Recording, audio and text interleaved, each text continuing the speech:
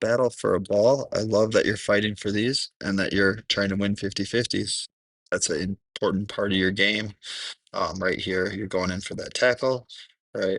Almost come away with it, right? Have that determination and mindset that any ball that's in your vicinity is going to be yours, right? And your main goal of that win is to find and maintain possession, right? So in these situations, it's just important to make sure that it's easy to get caught kind of ball watching the whole situation arising here. Like, oh, there's the ball. There's lots of people around. So just take a look around. If you look at your head right here, right? Right here, right? Just scan over your shoulders, understand where that space is. Um, Keep building your legs up so that you can like using bands and stuff to be able to strengthen your inside muscles and like your core and your um, the muscles that you see that you use when you go into 50-50s, because that's a nice attribute to be able to win 50-50s, right? Okay, so next clip here, it's right after. You're gonna get the ball on your foot. You're gonna find yourself in a challenging situation. Now, start with the first step that you did. Incredible, right? As a 10, we've talked about a few times. I think you've heard me say be underneath the ball, right? Being underneath the ball in this vicinity, right? Whether it's your team that gets it and drops it to you, or it's the other team that takes a bad touch, it allows you to receive the ball here. Okay. In this situation now, that requires a incredible first touch to be able to play that through ball in here. Okay. So always understanding what's going on before the situation and the opportunities, right? Understanding that there's always usually a back four line, right? If you can play that ball in behind here, right? That's ideal. So that would have had to be a one touch. And you can't think about that on the fly that quickly. I think you'd agree. So you have to think in advance, like, what if the ball drops back to me here? What am I going to do? Right? And that's, I think, the opportunity for you. Because if the ball drops here, right, and you'd already thought, like, because he's thinking ahead, he's like, ooh, I want that ball, for a through ball. And that's usually like wingers kind of thought process, right? Do you agree? Wingers love to get the ball in between the center back and the outside back. So if you can be thinking, right, that's a one touch there. Or what if that ball bounces off of that defender? Can I have my body in a position that I'm capable of playing one touch, right? Then you can play it in. But in this scenario, right, you had to reach for it and you have to adapt and be able to find new solutions. So, what would that solution, do you think, Nico, in this scenario be? Okay. Probably understanding that, okay, I can't play that. There's a, you know, if I can do that one touch, awesome. But the ball didn't come here. So what do I do? Right? Then taking that touch into the space here. Now what you can do is pretty cool, right? If you come out here with the ball, two things might happen, right? You'll be definitely chased by this player, right? With pressure there, right? But you could create that 2v1 on that outside left winger, and if that does happen, there are situations that now he comes to you, that outside winger, right? And you're able to slot that ball through, right? Because if we're talking man marks right here, he's man marking you 1v1, right? He's 1v1 here, right? But if you dribble this way, do you think that by human nature, there's a possibility that he might stop thinking about his player and start thinking about you? Which would give a possible, everything's possible, right? Solution that you might be able to play like a right foot outside through that gap. And guess what? If it's not there, now what do? Right? If A doesn't work, we always want to play forward. If it's not an option, right? Now we're coming out. And if you're ever dribbling Nico to the outside here, right? That's a great thing at times. You know why? Because if you dribble this way, your man pressure, their main number six, where are you taking them? taking them to the outside. And that is opening up space where, okay? And if you said like in the middle, right? Who could you play in the middle when you come this way, right? It could possibly be you could turn and play this guy, depending if he's marking. A maybe more clever option would be possibly if you turn, how do you create that 2v1 again, Nico? Right? Here's the 1v1. If you turn this way, if you come here, is there a possibility that he might cover you here? And if he starts covering you here, you've got two players marking you, and that means what? Who will be open? And if you said 28, now you could turn this way. You got two people on you, right? And then maybe you can play that ball to an inverted outside back into space, right? Or if the outside back comes out here, right? Maybe you can just turn and then drive back into the middle.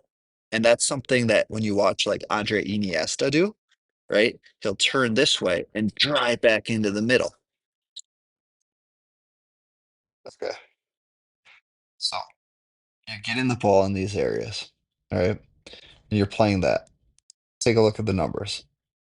What are the numbers right here? You got a 2v1 on Carter, which is normal, right? And then you got a 1v1 here.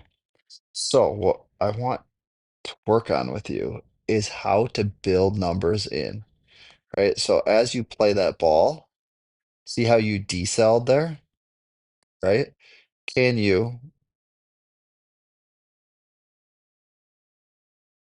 cut this player off first, dribble in front of him? Because if you dribble in front of him, right, what happens to him? You're taking him out of the play. So like diagonally dribble in front, okay? And then you would have been like right here. Now, what you can do is bounce yourself in, right? So maybe just like a little give and go right here, right? With this guy. What that's going to do is when you pass the ball here, watch how naturally they're going to slow down. They speed up when you've got the ball, and they slow down defenders when you pass it, right? So if you can accelerate after that pass and pass and then accelerate versus pass and decel, watch how you decelled. So you're going to pass it and watch how you're going to run fast. And now you decelled. You see that? I want you to pass and then excel, right? Because you decelled and let him go there. You want to pass and excel in front of him because then all of a sudden now you're in front. And then what did we talk about in that last clip? Getting where? Underneath the ball. Because if you were underneath the ball in that situation, then Carter could have laid it off to you, and you're building in yourself to create numbers. What do you think here? So you're looking for the ball. Great communication. I love the hand and the scan. Okay. Look at the situation. What do you think it calls for? How is the other team set up? They're inverted winger. That's their winger. That's their forward. Maybe that's their 10, right? So they're tight in the middle. Would you agree? Okay. So what do you want your team to do based on that information? And were you scanning for your own on ball movement to receive the ball? Or can we start scanning to understand the situation of the whole? Okay, I'll try to say that again because that didn't really make too much sense. Okay, so would you agree that you were scanning to get the ball? You're like, okay, I want to help out the team. So to help out the team, I need to get the ball. All right. And cool. If you were gonna get the ball and you got out of this situation with a pass, cool. You just literally destroyed five players right there. But in this situation, does it seem a little tight to get the ball here? So what if you were to look bigger in this picture, what would you tell your teammate to do right now?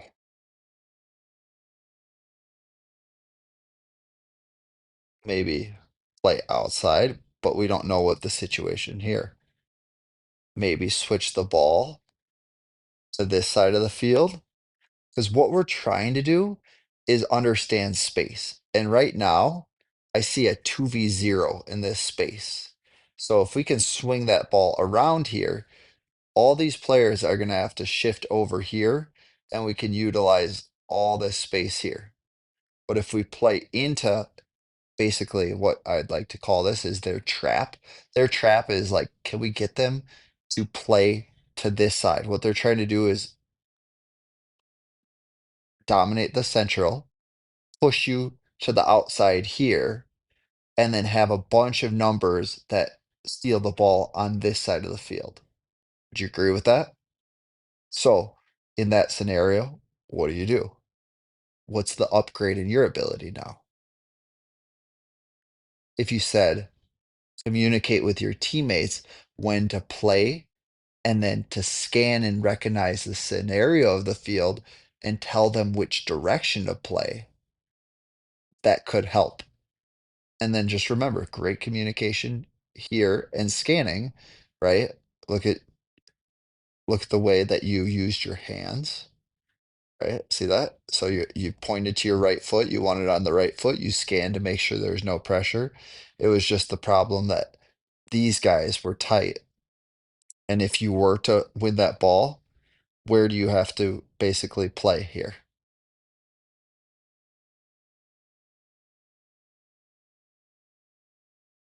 You play out that way, right? Because I doubt you have, I mean, you could maybe play in through here, right? Pop, pop, and then like combine off the 10. But that's a pretty tight scenario. So if you can't one, two, three, because there's all this pressure, it would make sense to just play out here. And that's also an awesome solution. You know why? Because you just drew how many players to you? You just got four players to cover you, right? To come towards you. That means that there's crazy amounts of space in these outside channels here.